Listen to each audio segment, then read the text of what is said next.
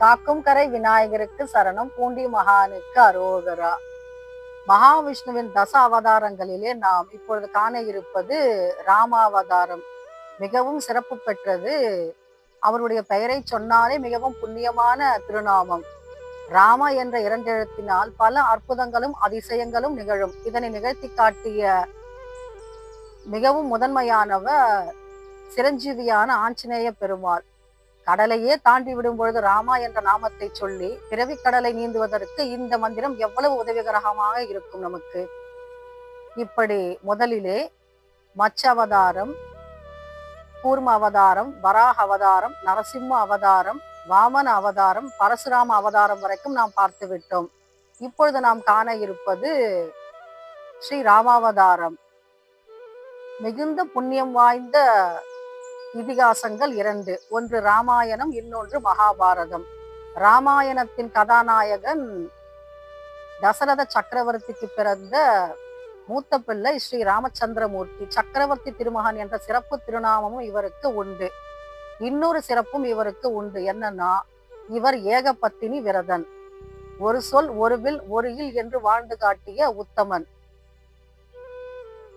5 எழுத்து மந்திரம் நமச்சிவாய, 8 எழுத்து மந்திரம் ஓம் நமோ நாராயணாய. ஆனால் இந்த 2 மந்திரத்திற்கும் அற்புதமான ஒரு மந்திரம் உண்டு என்று சொன்னால் அது ராமா என்ற மந்திரம். ராம என்ற மந்திரத்துக்கே இவ்வளவு அற்புதங்கள் நிகழும் என்று சொன்னால் அவருடைய வாழ்க்கை எப்படிப்பட்டதாக இருக்கும்? இதை பார்ப்பதற்கு முன்னாடி நமக்கு ஒரு சின்ன முன்னோட்டம் தேவைப்படுகின்றது. அது என்னன்னா, வைகுந்தத்திலே ஸ்ரீமன் நாராயணமூர்த்தி பள்ளி கொண்டிருக்கின்றார். அவரை காண 4 முனிவர்கள் புறப்படுகின்றார்கள், தவசீலர்கள். சனகர், சனந்தனர், சனாதனர், சனத்குமாரர் என்று 4 முனிவர்கள். அவர்கள் மகாவிஷ்ணுவை சந்திக்க வேண்டும் என்ற ஆவல் மேற்கொண்டு புறப்படுகிறார்கள் வைகுந்தத்திலே ஸ்ரீமன் நாராயணமூர்த்தியை காண.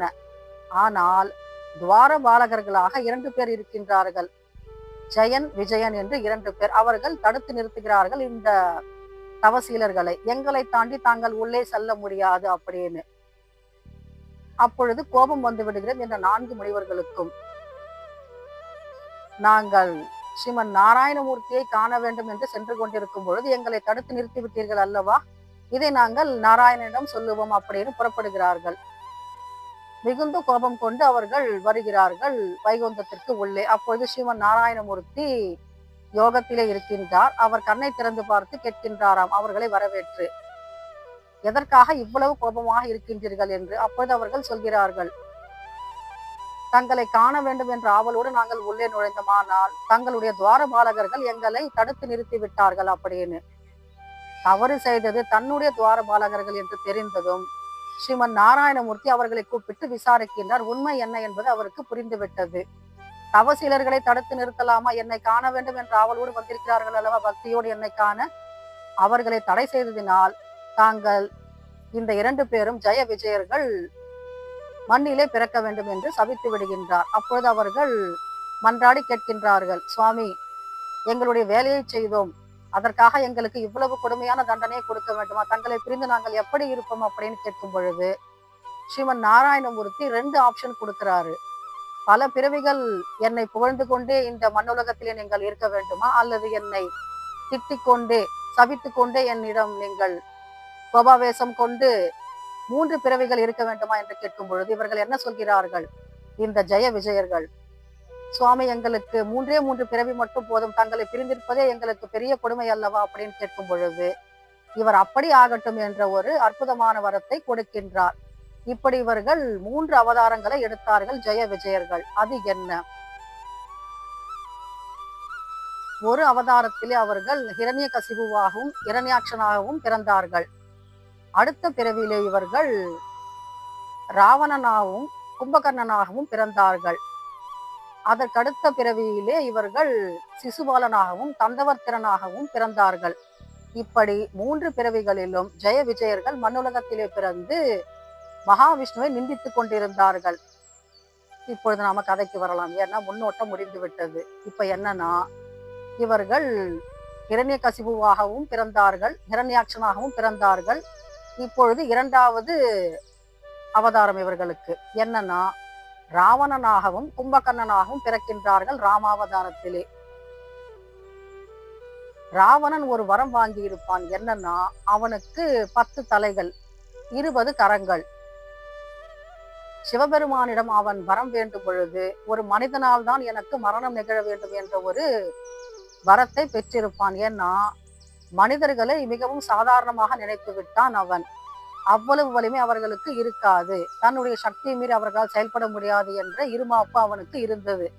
ஏன்னா, கைலாய மலையையே அவன் பெயர்த்தெடுத்தவன், அதற்காக முயற்சி செய்தவன். மனிதர்களை அவன் மிகவும் துச்சமாக மதித்து விட்டான். அதனால் ஒரு மனிதனால் எனக்கு மரணம் நிகழட்டும் என்று வரத்தை கேட்டு பெற்றிருந்தான். இப்படி மனிதனாக பிறந்தவர் தான் ஸ்ரீமன் நாராயணமூர்த்தியின் அவதாரமாக விளங்கக்கூடிய ஸ்ரீ ராமச்சந்திரமூர்த்தி. அவருடைய பிரபாவம் மிகவும் பெரியது. அதை கேட்டுக்கொண்டிருப்பதே மிகவும் பெரிய புண்ணியம். ஏன்னா, ஆஞ்சநேய மூர்த்தி சிரஞ்சீவிகளிலே ஒருவர். 7 சிரஞ்சீவிகளிலே ஆஞ்சநேய மூர்த்திக்கு சிறப்பிடம் உண்டு. வைகுந்தத்துக்கு புறப்படுவதற்கு முன்னாலே கேட்கின்றாராம் ஸ்ரீமன் நாராயணமூர்த்தி ராமாவதாரத்திலே, ஆஞ்சநேயரே தாங்கள் என்னுடன் வருகின்றீர்களா வைகுந்தத்திற்குன்னு கேட்கும் பொழுது ஆஞ்சநேய மூர்த்தி சொல்கின்றாராம், சுவாமி நீங்கள் கூப்பிட்டால் நான் வர வேண்டியதுதான், ஆனால் என்னால் வர முடியாதுன்னு. ஏன்னு கேட்கிறாரு ஸ்ரீ ராமச்சந்திரமூர்த்தி. அப்போது சொல்கின்றாராம் ஆஞ்சநேய மூர்த்தி, மண்ணுலகத்திலே எங்கே யாரிடமும் ராமாயண சொல்லப்படுகின்றதோ கேட்கப்படுகின்றதோ அங்கே நான் பக்தியுடன் சென்று கேட்டுக்கொண்டிருப்பேன் அப்படின்னு. ஏன்னா, அவருக்கு ராமருடைய பிரபாவத்தை கேட்பதிலே ஆர்வம் அதிகம். இப்பொழுதும் நாம் பார்க்கலாம், ராமாயணத்தை எங்காவது யாராவது பேசினால் எதிரிலே ஒரு மனையை போட்டு அதிலே கோலமிட்டு பூச்சூடி வைத்திருப்பார்கள். அதிலே ஆஞ்சநேய மூர்த்தி அமர்ந்து பக்தியுடன் கேட்டுக்கொண்டிருப்பாராம் ஸ்ரீ ராமச்சந்திரமூர்த்தியினுடைய பிரபாவத்தை பற்றி. அவ்வளவு சிறப்பு வாய்ந்தது ஸ்ரீ ராமச்சந்திரமூர்த்தியினுடைய அற்புதமான ராமாயணம் என்னும் இதிகாசம். பாரதத்திலே 2 வம்சங்கள் மிகவும் சிறப்பாக ஆட்சி செய்தன. ஒன்று சூரிய வம்சம், இன்னொன்று சந்திர வம்சம். இந்த சூரிய வம்சத்திலே இஷ்வாகு குலத்திலே பிறந்தவர் தான் தசரத சக்கரவர்த்தி. தசரத சக்கரவர்த்திக்கு 3 பட்டத்து ராணிகள், கௌசல்யா தேவி, சுமித்ரை, கைகேயி. இந்த 3 பட்டத்து ராணிகள் இருந்தும் அவருக்கு ஒரு புதல்வர்கள் கூட பிறக்கவில்லை. இதனால் அவருக்கு மிகவும் மன வருத்தம் உண்டாயிற்று. பல ஆலோசனைகளை செய்கின்றார். ருஷி சிருங்க முனிவரை கொண்டு புத்திர காமேஷ்டி யாகம் செய்கின்றார். அதன் மூலமாக பிறந்த 4 பிள்ளைகள் ஸ்ரீ ராமச்சந்திரமூர்த்தி, லக்ஷ்மணன், பரதன், சத்ருக்னன். இப்படி 4 பேர். இதிலே மூத்தவர் ஸ்ரீ ராமச்சந்திரமூர்த்தி. வில்வித்தையிலே அவருக்கு அபார திறமை உண்டு. பாலகாண்டத்திலே ராமாயணத்திலே ஸ்ரீ ராமச்சந்திரமூர்த்தியினுடைய பிறப்பு, அவருடைய சிறு வயது பிரபாவங்கள் அற்புதமாக சித்தரிக்கப்பட்டிருக்கும். தசரத சக்கரவர்த்திக்கு ஸ்ரீ ராமச்சந்திரமூர்த்தியின் மீது அலாதி பிரியம். ராமனை விட்டு ஒரு கணமும் பிரிய மாட்டார். அவ்வளவு ஆர்வம் முதல் பிள்ளை மீது. ஸ்ரீ ராமச்சந்திரமூர்த்தியினுடைய தாயார் கௌசல்யா தேவி. இவரோடு எப்பொழுதும் பயணப்பட்டு கொண்டிருப்பவர் லக்ஷ்மணன். நிழலை போல பின்தொடர்பவர் தன்னுடைய அண்ணனான ராமரோடு. ஸ்ரீ ராமச்சந்திரமூர்த்தியினுடைய உதவியை வேண்டி விஸ்வாமித்திரர் தசரத சக்கரவர்த்தியினுடைய அரண்மனைக்கு வருகின்றார். அவர் பல யாகங்களை செய்பவர், தவசீலர். அவர் ஒரு டிமாண்ட் வைக்கிறாரு தசரதனுடைய அரண்மனைக்கு வந்து. என்னன்னா, நான் பல யாகங்களை செய்கின்றேன், அப்பொழுது பல அசுர கூட்டங்கள் வருகின்றார்கள், என்னுடைய யாகத்துக்கு இடையூறு விளைவிக்கின்றார்கள், எனக்கு ஒரு உதவி வேண்டும். அது என்னன்னா, ஸ்ரீ ராமச்சந்திரமூர்த்தி என்னுடன் அனுப்புங்கள். அவர் வில்வித்தையிலே சிறந்தவர், அவர் வந்து நின்று என்னுடைய யாகத்தை காக்க வேண்டும் என்று. இப்பொழுது மறுத்து சொல்வதற்கு இடம் கிடையாது. ஏன்னா, விஸ்வாமித்திரர் வந்து தசரத சக்கரவர்த்தியினுடைய அவையிலே ஒரு உதவியை கேட்கின்றார் என்று கேட்டால் அவர் கேட்டு மறுக்க கூடாது. ஏன்னா அவர் சபித்து விடுவார். இரண்டாவது, இது தவத்திற்கு அத்தியாவசியமானது, ஒரு வீரனுடைய பாதுகாப்பு. மறுக்க முடியாத ஒரு உதவியை கேட்டவுடன் தசரதனுக்கு மிகுந்த வருத்தம் உண்டாயிற்று. ஏன்னா இவர் ஒரு கணமும் பிரிய மனமில்லை ஸ்ரீ ராமச்சந்திரமூர்த்தியை. இவர் கேட்டு பார்க்கின்றார், நான் வேண்டுமானால் பல போர் வீரர்களை அனுப்பட்டுமா என்று. ஆனால் உறுதியாக சொல்கின்றார் விஸ்வாமித்திரர், எனக்கு ஸ்ரீ ராமச்சந்திரமூர்த்தி மட்டும்தான் வேண்டும் என்று. சரி, வேற வழி கிடையாது, தசரத சக்கரவர்த்திக்கு அனுப்புகின்றேன் என்று சொல்லிவிட்டார். ஸ்ரீ ராமச்சந்திரமூர்த்தியை அனுப்பினால் பின்னாடியே லக்ஷ்மணனும் வருகின்றார், நானும் வருகின்றேன் உதவிக்கு என்று, அண்ணாவுக்கு உதவியாக. இப்படி விஸ்வாமித்திரரோடு புறப்படுகிறார்கள் ஸ்ரீ ராமச்சந்திரமூர்த்தியும் அவனுடைய தம்பியான லக்ஷ்மணனும். இந்த யாகத்துக்கு அப்படியான இடையூறு விளைவித்து விடுவார்கள் அரக்கர்கள் நாம கேள்விப்படலாம். என்னன்னா, விஸ்வாமித்திரர் கண்ணை மூடி அமர்ந்து தியானம் செய்வார், பல யாகங்களை செய்வார். யாகத்திற்கான தேவன் தோன்றி அவிசை பெறும் பொழுது அரக்கர்கள் என்ன பண்ணுவாங்களாம், மாயாவி மாதிரி வந்து நிற்பாங்களாம். யாகம் நடக்கும் இடத்திற்கு வந்து என்ன பண்ணுவாங்கன்னா, உதிரத்தையும் மாமிசத்தையும் கொட்டி அந்த யாகத்தை அழித்து விடுவார்கள், அதை கலங்கப்படுத்தி விடுவார்கள். அப்பொழுது யாகத்திற்கான தேவன் வந்து அவிசை பெற முடியாது. இப்படி பல இடர்பாடுகளையும் இடையூறுகளையும் செய்து வந்தார்கள் அரக்கர்கள். இதனை முறியடிப்பதற்காக விஸ்வாமித்திரர் ஸ்ரீ ராமச்சந்திரமூர்த்தியினுடைய வில்வித்தையை தேவை என்று சொன்னார். நாம நினைக்கலாம், விஸ்வாமித்திரர் தானே எதிர்க்கக்கூடாத அரக்கர்களைன்னு கேட்கலாம். கவனம் அங்கே சென்று விட்டால் யாகத்தின் மீது செல்ல மனது இருக்காது, கவனம் சிதறிவிடும். அதனால இவர் பாதுகாப்பிற்காக ராமனை கேட்டார். இப்பொழுது விஸ்வாமித்திரர் பின்னாடி செல்கின்றார்கள் ஸ்ரீராமனும் லக்ஷ்மணனும். அப்பொழுது அவர்களை கூப்பிட்டு கனிவோடு சொல்கின்றார் விஸ்வாமித்திரர். என்னன்னா, அவர்களுக்கு 2 மந்திரங்களை கற்றுக் கொடுக்கின்றார். அது என்னன்னா, பலா அதிபலா என்ற 2 மந்திரங்கள். இதனுடைய சிறப்பம்சம் என்ன? அவர்களுக்கு பசியோ தூக்கமோ களைப்போ சோர்வோ எதுவும் அவர்களுக்கு நேராது. எப்பொழுதும் அவர்கள் புத்துணர்ச்சியுடன் தெம்புடனும் இருப்பார்கள். சாப்பிடாவிட்டால் கூட, தாகமாக இருந்தால் கூட அவர்களை ஒன்றும் செய்யாது. எதற்காக இந்த சிறப்புன்னு கேட்டாக்கா, அவர்கள் யாகத்தை காக்க வேண்டும். அதனால் அவர்களுக்கு அந்த சிறப்பு பலத்தை கொடுக்கின்றார் விஸ்வாமித்திரர். இப்பொழுது இவர்கள் யாகத்திற்கு வேண்டிய அத்தனை உதவிகளையும் செய்கின்றார்கள். வருத்தம் இல்லை ஸ்ரீராமச்சந்திரமூர்த்திக்கு. ஏன்னா, அனைத்தையும் கற்றுக் கொடுக்கிறார் அல்லவா விஸ்வாமித்திரர். இந்த இஷ்வாகு குலத்தவருக்கு வசிஷ்டர் தான் குலகுரு. ஆனால் விஸ்வாமித்திரர் வந்து கேட்டவுடன் இல்லை என்னாது மறுக்காது தசரத சக்கரவர்த்தி இந்த உதவியை செய்து விட்டார்.